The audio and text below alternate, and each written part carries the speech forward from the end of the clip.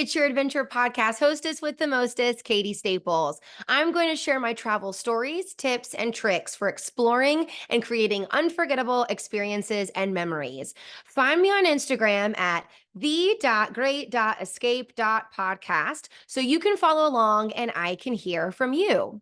Today is all about adventuring with your pet. Whether they are furry, feathered, or scaly, I have some great tips for you. I've had goats, snakes, dogs, lizards, sugar gliders, and one time I took a chicken egg from my riding barn home to try to hatch it. I love animals. My undergrad degree is in wildlife science. My dream is to be Steve Irwin 2.0. I'm waiting for Discovery Channel to give me my own show running around the world with my sidekicks Molly and Provolone talking to animals and going on adventures. I love animals and I love adventuring. The more I can adventure with my fur kids, the better. Molly is an almost 4-year-old Whippet Pit mix that has been to 25 states, 16 national parks, and around the country with me 3 times.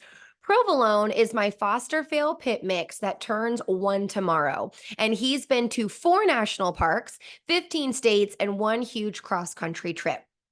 I prefer to bring my dogs for companionship and my own safety. I love pit bulls, and they definitely have a stigma. You think someone's going to mess with me when I got 2 of them guarding the RV? No.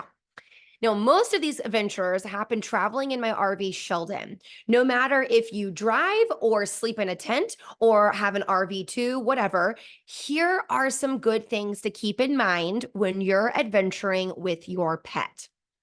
First, I think it's super important to understand your pet's temperament.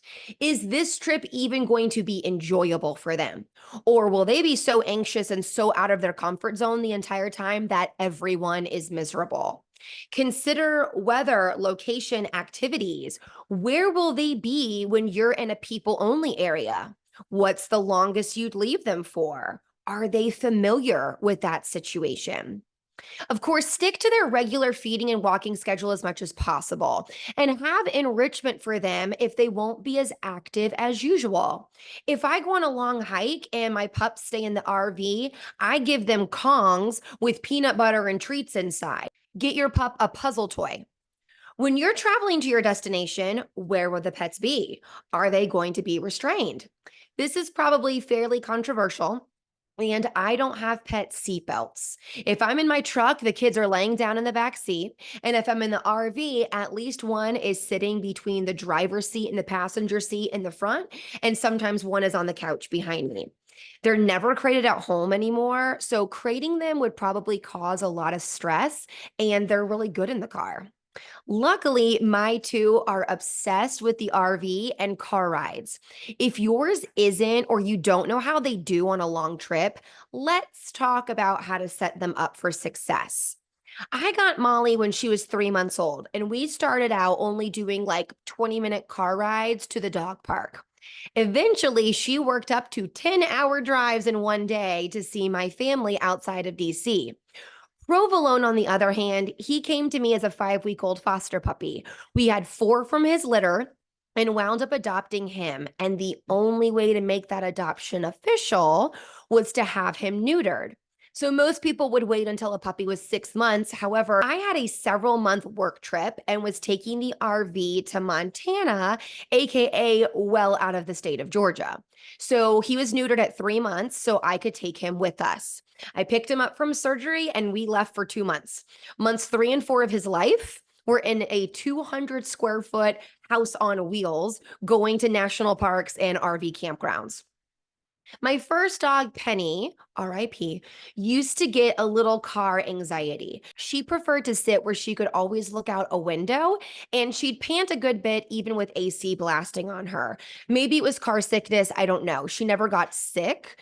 Anyway, bring car sick meds just in case. Some over-the-counter meds that dogs can take are Benadryl and Dramamine. Just make sure you double check the dosage with your vet. Obviously, that will be based on your pet's weight. There's also CBD treats or things that your vet can prescribe. Definitely stop every few hours to give your dog, cat, horse, whatever, water and let them out. Typically, I let mine out when we stop for gas or it's at a rest area off the highway just to be really efficient. I got so excited when I saw that Love's advertised fenced dog areas, yet almost all that I've seen have dog poop in them. People aren't picking it up. There's no shade. So we don't really go to those anymore. A dog newer to road trips or a younger or much older dog may require more frequent stops. Sometimes mine just sleep for 4 to 5 hours at a time and I just keep on going. A lot of times, what we do if we have a whole day of driving is I'll find a dog park somewhere in the middle so that they can actually stretch their legs and get some energy out. Something to always keep in mind is where the nearest vet or emergency animal hospital is. Proximity is not really an issue east of the Mississippi, yet out west, I've been places where the nearest animal anything is 3 hours or more away. So that's one reason why it's so important to have emergency supplies on you, specifically for your pets. They make pet first aid kits. Chewy has an adventure medical kit that has tweezers for splinter and tick removal, dressings and bandages, antibiotic ointment, dog safe antihistamine, hydrogen peroxide, there's wound and eye wash, etc. If you make your own kit, make sure you include tweezers, vet wrap, quick stop for nail injuries, over the counter meds like Benadryl, and witch hazel or milk of magnesia in case they ingest something they're not supposed to. There are a lot of other things to bring besides just the emergency supplies. Obviously, their collar with ID tags, right? Your pet may be microchipped like mine, and yet it is easier and faster for someone to get in contact with you when your info is right there. When I went camping in college, like forever ago, it was my puppy Penny's first time. I wasn't sure how she'd handle being outside all night long, so I put a glow stick on her collar. That way, if she happened to wander off in the dark, I could still see her. Now they have these fancy light up collars that you can buy. Don't forget your pet's medical records in case you have a vet visit or you're asked to prove vaccinations. Bring their medications, nail clippers, some extra towels. We get lots of muddy paws inside my RV. Their comforts from home, like their bed and toys, are super important so they feel as comfortable as possible. In fact, they'll probably need more entertainment than usual. So, again, go grab them a puzzle toy or some enrichment. One of my favorite parts of the National Park Service is that almost every park allows pets in. Sometimes, though, it's only to the campground, or sometimes it's only on one or a few trails. At some national parks, you hear paws on pavement, which means dogs can do paved trails, yet nothing in the woods. That's usually a rule where there's more dangerous wildlife. Make sure if your dog is walking on pavement that you understand how hot it gets. Pavement in the sun on an 80-degree day can reach 125 degrees, which will burn Fido's paws in 60 seconds. When we traveled out west last summer, I got Molly some cute puppy booties for when we were at great sand dunes or on pavement. She did not care for them at first, and eventually got used to them. So spend a few days before your trip acclimating your pet to new things like this so they're ready if it's necessary. 16 of the U.S. national parks, along with dozens of other historical sites, national monuments, and rec areas, have a Bark Ranger program. It is the cutest thing ever. Typically, these are your more dog-friendly parks where Fido can do a lot of activities there. BARK stands for Bag Your Poop, Always Wear a Leash, Respect Wildlife, and Know Where You Can Go. I learned about this when Molly and I visited the Petrified Forest National Park. They gave her a little Bark Ranger card, and it had a poop bag and a treat with it. The card says, I, Molly, and my human companion promise to respect the Bark Ranger rules when visiting national parks and monuments. And then it got signed by a park ranger. Precious. Some of the more dog-friendly national parks I've been to are Mammoth Cave, White Sands, Petrified Forest, Shenandoah, and Great Sand Dunes. Other people have voted Acadia, Hot Springs, and Cuyahoga Valley to be very dog-friendly as well. And they're all on my list, actually, this year to visit with Molly and Provolone. Now, keep in mind, more often than not, national forests are even more dog friendly than national parks. The least dog friendly national parks include Yellowstone, Rocky Mountains, and Big Bend, where dogs cannot be on any trails. Okay, so what happens if you do bring a pet with you to those parks? I have brought Molly and Provolone to Yellowstone. We spent 3 action packed days there. Fortunately, when I take them, we're usually in my RV where I have AC and a furnace. When the RV is stopped, I can cut on the generator or plug into power to have the AC running. And my furnace runs on propane, so I can use that anywhere. We did Yellowstone in October, so it was definitely getting cold. And there have been dozens of times I've gone on hikes where the fur kids weren't allowed, and I would leave the furnace on or I'd blast the AC for a bit first if it was hot and leave a battery powered fan on for them. Before I'd go on a long hike, I'd play with them inside the RV and then take them on a walk around the parking lot. Just be cognizant of the temperature if you're leaving your pets inside a vehicle. And I don't just mean the temperature outside the vehicle.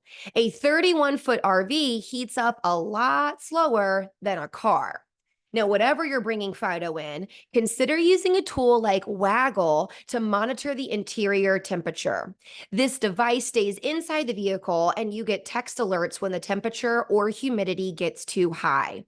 Waggle also makes cameras, and one will even spit out a treat for your pet. Molly and I visited Carlsbad Caverns in June, where the average high is in the low 90s. Molly, of course, couldn't go 750 feet underground with me, so we had 2 options. There was a dog kennel there at the visitor center. However, your dog should be crate trained because they were going to be staying in a crate, and the sizes didn't seem to be large enough for Molly to really be comfortable. I thought she would be a little bit stressed out in a new room, lots of barking, and in a crate for the first time in years. So I decided to leave her in the RV. Now, hear me. I understand that there are signs there saying you should not leave your dog in a vehicle for fear of them overheating. I get it. And I did it anyway. Okay. I got there before they opened at 8 a.m. so I could walk Molly and set up the RV for her. I had all the windows open for a cross breeze. I had a battery powered fan going, made sure she had a few bowls of water with ice cubes floating. I put up reflective material in the windows to shade it as well. And it was like 70 degrees inside when we parked. And I knew I'd only be gone for an hour and a half, 2 hours max. And by the time I got back, I think it had maybe gotten to like 78 degrees inside the RV. She probably napped the entire time, and I noticed she barely touched any of the water.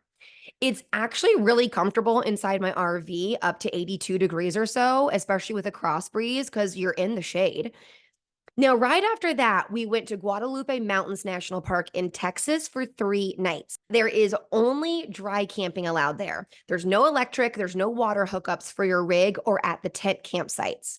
Those 3 days, we're going to have highs in the mid 90s. And remember, we don't have constant AC. I could use my generator during generator hours to help make sure Molly was comfortable inside. And I only took her for walks early in the morning and before sunset. Purina makes this cute frozen treat called Frosty Paws that can help cool your pet down too. Remember, the inside of your vehicle will be much hotter than the ambient air on a hot sunny day. 104 degrees and above puts your dog at extreme risk of overheating. A car in only 70-degree weather can become 104 degrees inside in just 30 minutes. And if you're too hot, they're too hot. Okay? At least we get to sweat to cool off. Contrary to popular belief, dogs actually do have sweat glands. They're super small glands in their paw pads that help them cool off just a little bit. The main way they cool down, of course, is by panting, where warm moisture evaporates from their mouth and nose. So, what happens if your pet gets too hot? Do you know the signs of dehydration and heat stroke in pets? If your pet is dehydrated, they're probably panting and they have dry nose and sticky gums. However, if they have heat stroke, they're panting heavier, they have an increased heart rate, they have a red tongue and gums, are restless, and it can lead to vomiting and diarrhea. So again, know where the closest animal hospital is and bring emergency supplies with you just in case. When I take my dogs hiking, one thing I never forget is their collapsible bowl. Mine has a little carabiner attached, so after we use it and it's still a little wet, I can clip it to the outside of my backpack instead of bringing it inside and getting everything else damp. Obviously, bring water for you and your pet and bring more than you'd expect to drink on that hike. God forbid there's an emergency like a snake bite or a fall, especially if your dog is on the larger side. You can bring along a safety harness so that you can carry Pupper out with you if that ever arises. A great example is the Fido Pro Airlift. Now, a dog can pack and carry some of their own stuff.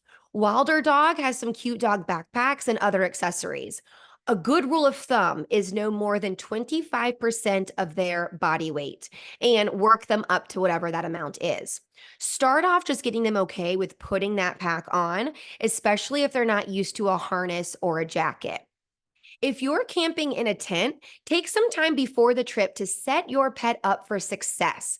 If they've never been in a tent before, set it up at home first and get them comfortable going in it.